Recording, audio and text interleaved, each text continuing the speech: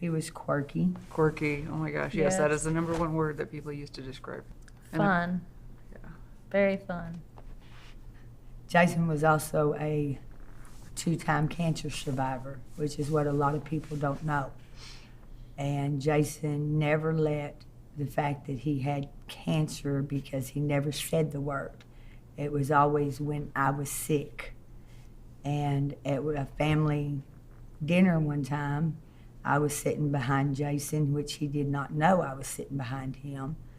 And my biggest memory is hearing Jason tell this family member that just because I was sick, it does not give me a free pass to not do my part in this world.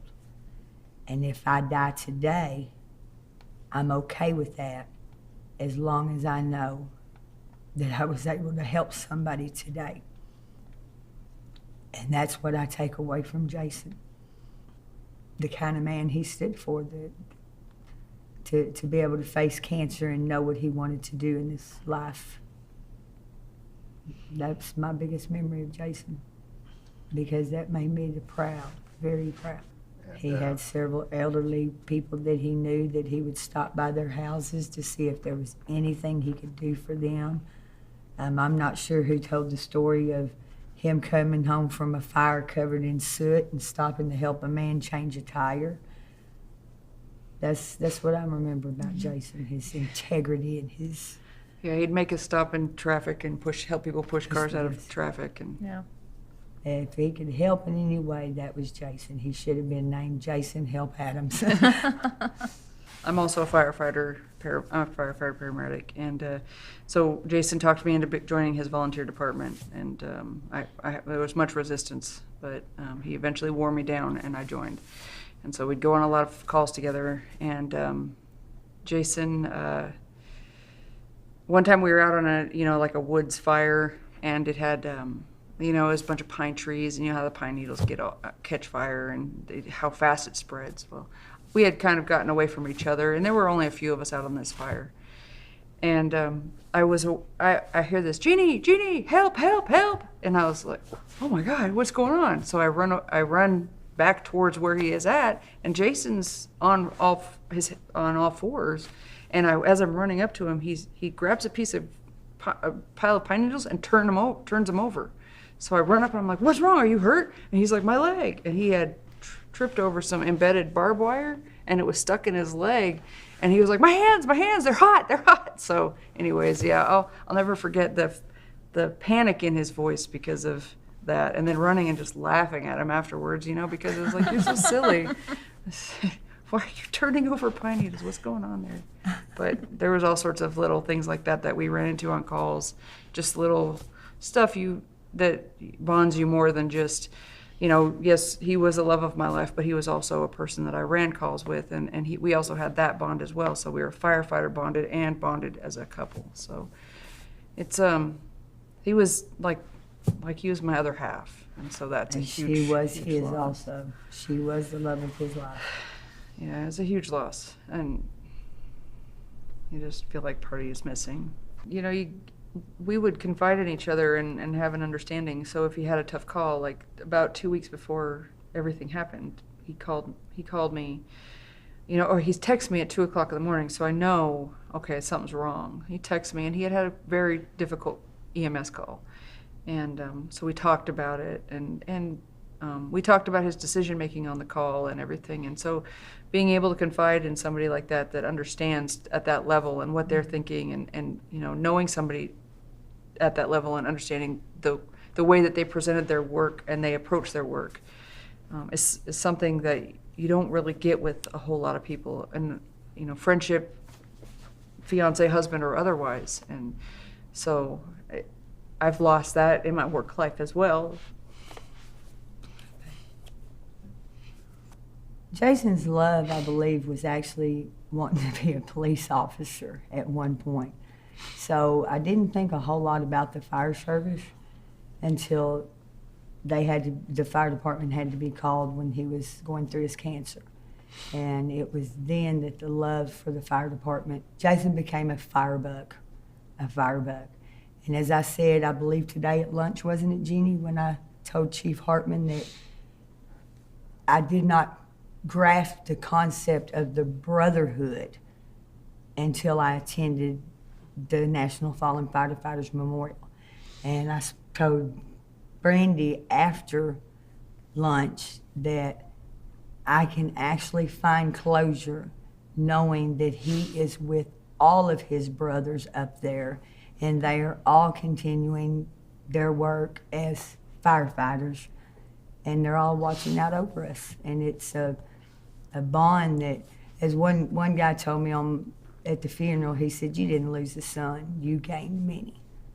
And it's just something no civilian would be able to ever understand, the brotherhood that they share. And I still don't grasp it all the way, but I have a better understanding by being here this week. That's the best I can explain it. And I feel that my son was very lucky to be a part of that brotherhood, and very lucky to have a lady that loved him with all of her heart, and he loved her with all of his heart. And she'll always be a part of the family. Just because there wasn't no name there, she'll always be a part of our family, or my heart. I would say my favorite memory of him is whenever he first started the volunteer firefighter. Before he became full-time anything.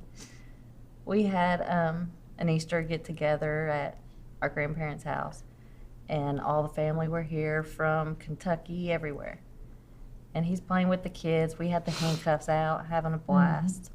He gets a call on his radio. He's like, "I gotta go." He leaves.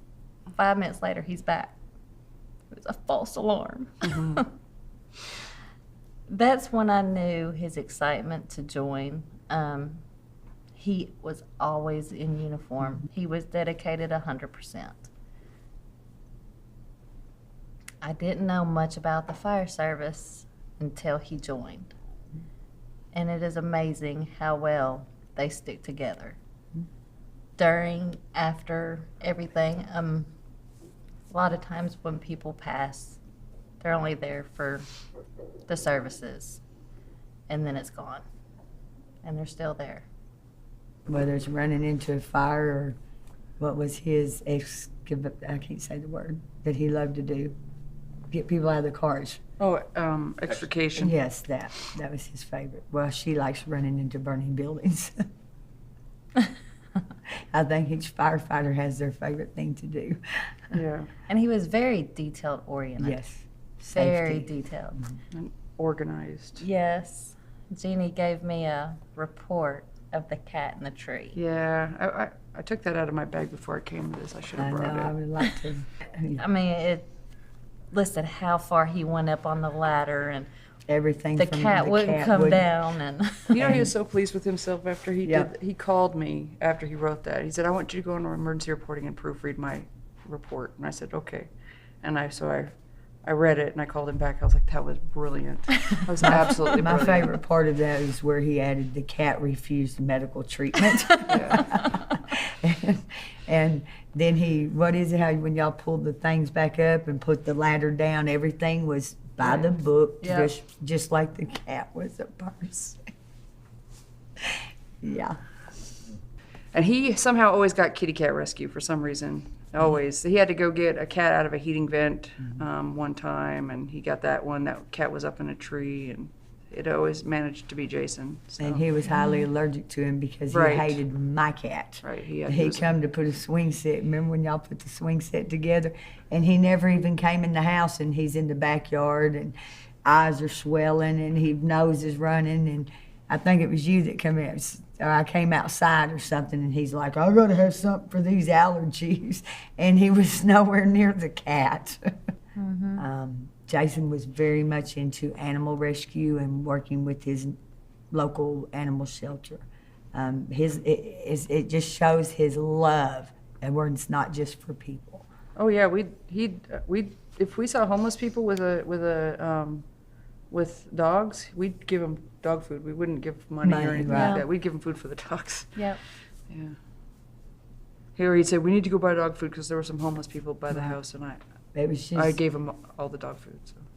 it was like Jason's spirit was just to always give back. And help. And help. That's how I felt. Mm-hmm. And train Yes. and be safety. Safety was a very big, and dirty equipment. Yeah. Oh Lord, you don't want to be around him if he found dirty equipment. From what Jeannie says, he would throw a fit. Yes. I think Jason was given not only a second, but the third chance at life after beating cancer twice, and he made that time count. Mhm. He did not waste it. He made that time count. And as he said, I have to do my part in this world to make it a better place. And I will never forget. I wish I would have told him I heard that. I do.